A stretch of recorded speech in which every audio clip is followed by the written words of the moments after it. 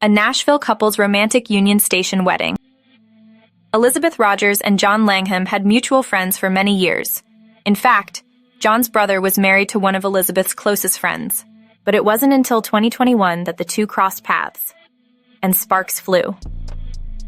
Take a look inside this couple's sweet love story and their beautiful fall wedding, complete with 3 special musical performances, a focus on local female creators, and champagne from a family vineyard in France. After years of knowing each other only peripherally, John and Elizabeth connected naturally at a backyard barbecue surrounded by friends and family. In the following months, they spent time together, having ever longer conversations as they got to know each other better. John was a single dad to son Leo and daughter Arrow, and the couple wanted to be sure the relationship was right before introducing Elizabeth to the children. Fortunately, the course of this true love ran smoothly.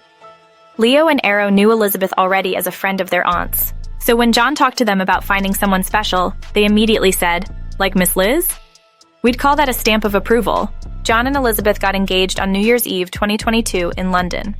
It was truly so magical and memorable, and despite being New Year's Eve, it was very intimate and private. We took a walk through the Westminster Abbey Gardens right after midnight, and it was just the two of us, Elizabeth says. With her parents' blessing and his children's approval, John had an incredibly meaningful surprise. Elizabeth's great-grandmother's gorgeous ring, an authentic vintage 1919 piece, completely untouched in its original setting. Trying to keep her grandmother's heirloom ring a secret while traveling was difficult, but I somehow kept it a surprise, John tells us. When it came to planning the wedding, Elizabeth opted to do without a planner and handle everything herself. It was a huge undertaking, but something I always knew I wanted to do because there were so many special details and moments that I wanted to incorporate, she says. The bride chose champagne and blush tones to match her personal style and complement the aesthetic of Union Station. Early on, one of the toughest decisions was the bridesmaids' dresses, but Elizabeth was thrilled with her selection. Once they were determined, the rest of the choices fell into place. I wanted a classic bridal bouquet style, with peonies, dahlias, and large garden roses in an assortment of pinks and creams, primarily flowers, with just light greenery as an accent, Elizabeth says. The jaw-dropping results are from Larson Floral, owned by Natasha Larson. And what about the dress? It's safe to say the bride was truly enthusiastic. "I love my dress. I love it so much. I wish I could wear it over and over," Elizabeth gushes. Honestly, it's funny looking back because it was such a process trying to find the right dress, she adds. As so many people say, the dress you end up with is not at all what you originally thought you wanted. And that was so true for me. I give so much credit to the associates at Adorn Bridal Shop for picking this dress and encouraging me to try it on anyway, despite my insistence that I did not want this style. Before the ceremony, the couple exchanged vows in private as a part of their intimate first look. Our vows were very personal and handwritten for one another, John says. John's children, Leo and Arrow, joined them to exchange family vows, committing the four to life as a family full of love and understanding. Leo and Arrow were the junior best man and junior maid of honor in the wedding, and are the two most important people in our lives, the two people who will forever be with us in our marriage and can watch our marriage grow every single day, says the bride. For the ceremony, Pastor Phil Rasmussen incorporated a few sentences from the couple's personal vows into his wedding speech, and they exchanged traditional vows during the ceremony. The ceremony included a moment of prayer. Close friends joined the couple at the altar to pray over the marriage, the vows, and this newly formed family. The ceremony also showcased the first of 3 special live musical performances. Elizabeth works in music publishing, and her heart for female songwriters was on full display with the musical elements the couple chose to add throughout their wedding. Vocal artist Gracie Jacob performed Better Together, a custom song written by Gracie and fellow songwriters Ellie Rivers and Jazz Davis. After the ceremony, the 150 guests enjoyed a lovely cocktail hour, with yummy charcuterie and veggie spreads and past appetizers, a caramelized onion tart, parmesan and truffle arancini with basil aioli, sea scallops, and deviled egg toast.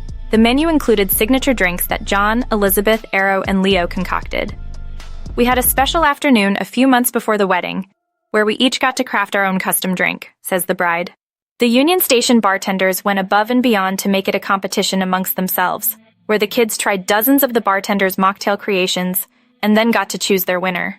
A seated meal started with a lovely beet and arugula salad with eggplant puree, followed by one of 3 dinner selections: filet of beef with au gratin potatoes, cipollini onions, broccolini, and sauce au poivre, pan-seared salmon with creamy polenta and sauce vierge, or roasted cauliflower steak with quinoa and farro pilaf and arrabbiata sauce.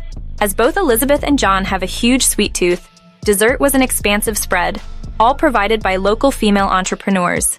A stunning wedding cake from Baked on 8th, founder Leah Carmian, ice cream from Jenny's Ice Creams, founders Jessica and Stephen Rose, assorted donuts from Five Daughters Bakery, founders Stephanie and Isaac Meek and their 5 daughters, and assorted cupcakes from the Cupcake Collection, founder Mignon Francois. In an elegant and unique touch, Lake Desi Studio, another incredible female-owned local business, worked with Larson Floral Company to make a custom piece from the flowers at Elizabeth's bridal shower to display at the wedding. Lake will also preserve the wedding florals into several gorgeous pieces. Lake is an amazing artist who turned our florals into the most stunning keepsakes, Elizabeth says. I can't recommend her highly enough. It is definitely something to plan for in advance. The meaningful touches carried on with the champagne. Elizabeth's family spent time in France during her childhood. She grew up speaking French and formed lifelong memories and connections. Her family became very close to the de Tizen family, who lived next door. The champagne featured at the wedding was from their vineyard, Maison Tizner-Riocourt, located in Les Riceys in the Champagne region of France. The bride and groom's first dance was a delight. When the couple first started dating, they talked about songs they loved, a topic dear to Elizabeth's heart.